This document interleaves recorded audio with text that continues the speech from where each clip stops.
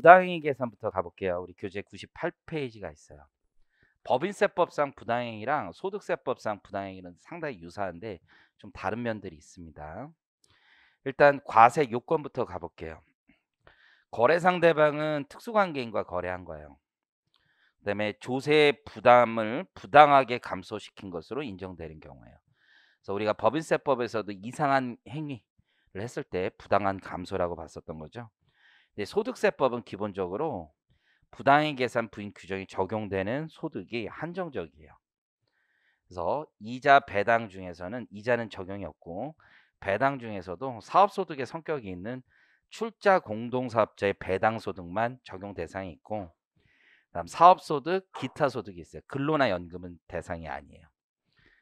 양도소득은 이렇게 봐야 돼요. 종합소득이 아니기 때문에 양도소득에 대한 부당행위 계산 부인 규정은 조문이 따로 있어. 아예. 이해하시겠어요? 근데 이제 대상 소득에는 포함이 돼 있는 거지. 양도소득도 부당행위 적용 대상 소득은 되지만 조문은 별도 조문이 있다는 거예요. 지금 이해하시겠죠? 그래서 객관식에서 들어보세요. 소득세에서 부당행위 계산 부인 규정이 적용되는 소득은 출자 공동사업자의 배당소득, 사업소득, 기타소득, 양도소득이다. 이러면 맞는 말이야. 그런데 종합소득에서 부당행위 계산 부인 규정이 적용되는 것은 양도소득은 없는 거죠. 이해하시겠죠? 특수관계인의 범위는 법인세법에서 배운 것과 거의 유사하다고 보시면 돼요. 이거는 별도로 배울 게 없고 자 오른쪽에 가보면 그러면 조세를 부당하게 감소시킨 것으로 인정되는 경우가 나오겠죠. 지금 여기서 배우는 건 양도소득이 아니야 기본적으로. 그다음에 재고자산 이런 것에 대한 부당행위라고 보시면 돼요. 첫 번째 비싸게 사는 거죠. 재고를 혹은 저가로 양도하는 겁니다. 물론 사업용 유형자산을 비싸게 사는 것도 종합소득의 문제가 되는 거죠. 그건 양도가 아니니까. 그래서 고가 양수, 저가 양도라고 보시면 되죠. 두 번째, 이자 소득은 부당행위가 적용되지 않지만 비싸게 빌리는 거 있죠. 고리 차용은 적용이 되는 거예요. 그리고 절이 대여가 문제가 될 수 있는 건 대금업을 영위하는 자는 싸게 빌려주는 것도 사업소득이기 때문에 적용이 돼요. 근데 비영업 대금의 이익에선 부당행위 계산 부인은 없습니다. 이해하시겠죠? 다만 이제 너무 싸게 빌려줘. 무이자를 받아. 그러면 상대방이 이익을 얻은 거잖아요. 그건 우리 개인 간의 거래는 증여세로 과세하게 돼 있어요. 나중에 증여세를 보면 무상으로 금전을 차입했다라고 하면은 증여세가 과세될 수 있습니다. 자, 기타에 보면 무수익 자산을 매입하여 무수익 자산을 비용을 부담하는 것도 법인세와 동일하고요. 이건 중요성 기준이 적용되지 않는 내용도 똑같습니다. 그래서 소득세에서도 기본적으로 중요성 기준이 적용되고 5% 3억 룰이 적용돼요. 그래서 소득세법에서는 부당행위를 적용하지 않는 몇 가지 특례가 있어요. 첫 번째, 직계 존비속에게 존비속만 돼요. 형제 자매는 안 돼요. 주택만 돼요. 주택. 주택을 무상으로 사용하게 하고 직계 존비속이 실제로 거주하게 되면 소득세법상 부당행위 계산 부인을 적용하지 않아요. 이해하시겠죠? 그래서 아버지 집에 자녀가 들어가서 살아요. 그럼 소득세법상 주택임대소득이 있는 거잖아요. 하지만 부당행위 적용하지 않습니다. 자녀는 개꿀이네요. 그렇죠? 그렇잖아요? 근데 증여세법에서 이걸 과세하는 조항이 있어. 증여세법에서 이해하시겠죠? 물론 이제 사회통념상에 이제 문제는 있겠지. 사회통념상. 증여라는 게 무상으로 주는 건데 다 증여세 과세하는 건 아니잖아. 용돈 받죠? 부모님한테? 요즘 대학생들 얼마 받는지 궁금하게. 한 100만 원 받아요? 그거보다 적게 받아요? 네가 쓰는 돈이 얼만데? 학원비 내고 뭐 하고 할 거 아니야. 용돈이 아니에요?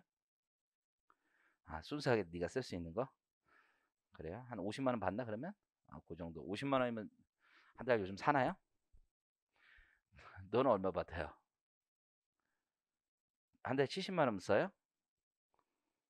돈이 엄청 나 밥 좀 사줘라 야. 70만 원이면 나도 개인 카드를 한 40만 원밖에 안 쓰는데 한 달에 담배 사 피고 뭐 이런 거밖에 40만 원밖에 나 안 써. 나 돈 한 달에.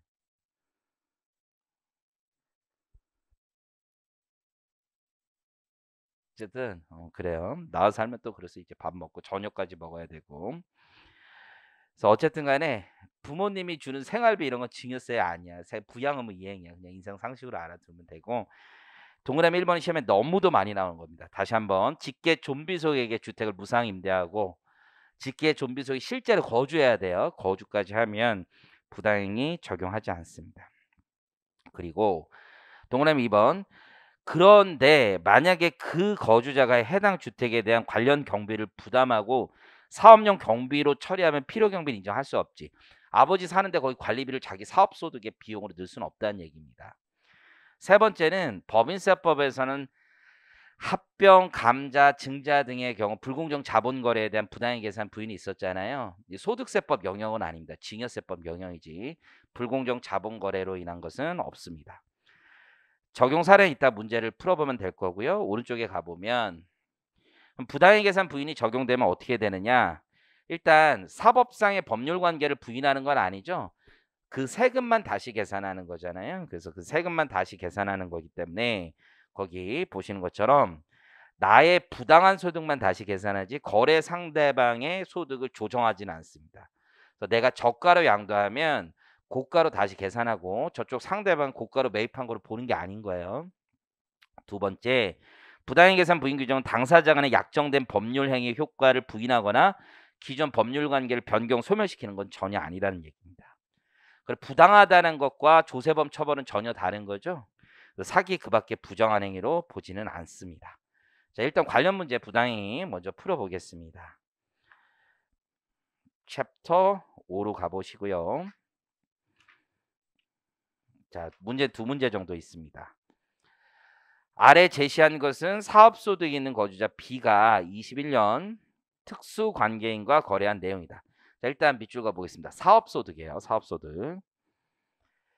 소득세법상 부당행위 계산 부인 대상이 되는 거래가 아닌 것은 물어봤어요. 아래 거래는 모두 기장되어 있고요. 포함되었다고 가정할 것. B씨는 자신의 회사 생산품을 시가의 50%의 가격으로 아들에게 양도했습니다. 자신의 회사 생산품이기 때문에 재고가 맞죠? 저가로 양도했죠? 그럼 부당행위 적용됩니다.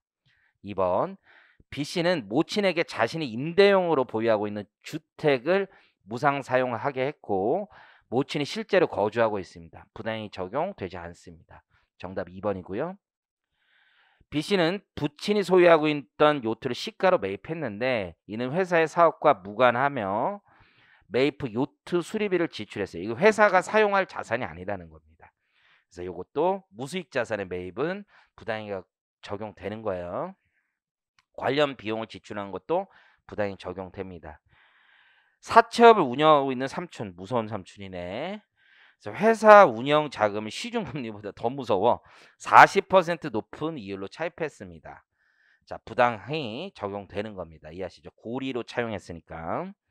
B씨는 운영 자금을 마련하기 위해서 사무실로 사용하고 있던 상가 건물의 일부를 시세 절반 가격으로 사촌에게 매각했습니다. 사실 이 문제 약간 문제가 있는 게 이게 사업하고는 관련이 없는 거지. 정확히 얘기하면. 그렇지만 물음을 보면 소득세법상 부당행위라고 했으니까 양도소득도 부당행위가 있는 거잖아요. 저가 양도한 거 역시 양도소득도 부당행위 적용됩니다. 자, 2번 가보겠습니다.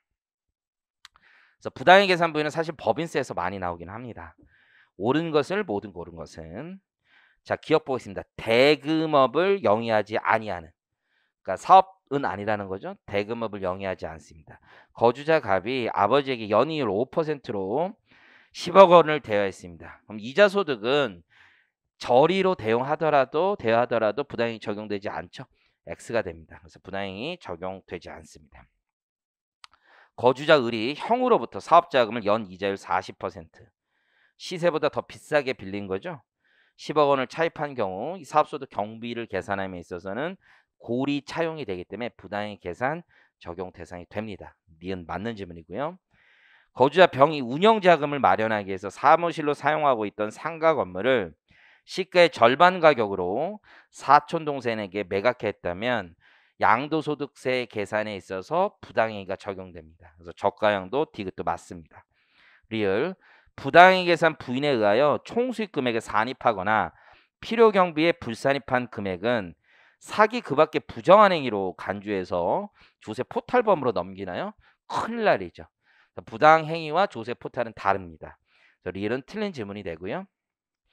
사업소득이 있는 정의, 거주자 정의, 형으로부터 시가 1,000만 원의 재고자산을 2천만 원에 구입합니다. 부당행위 맞죠? 시가는 1,000인데 2천에 구입했으니까 취득 원가를 2천으로 볼 수가 없고 1,000만 원으로 봐야 돼요. 그리고 그걸 전부 판매했습니다. 사업소득 계산할 때 정의 필요경비는 시가로 다시 계산하는 거니까 1,000만 원이 맞죠. 그렇다고 해서 형의 총수익 금액이 1,000만 원으로 바뀌는 건 아니라는 거죠. 대응 조정을 하지 않으니까 형 그대로 2천만 원 받은 걸로 사업소득의 총수익 금액을 계산합니다. 그래서 미음도 맞는 지문이 됩니다.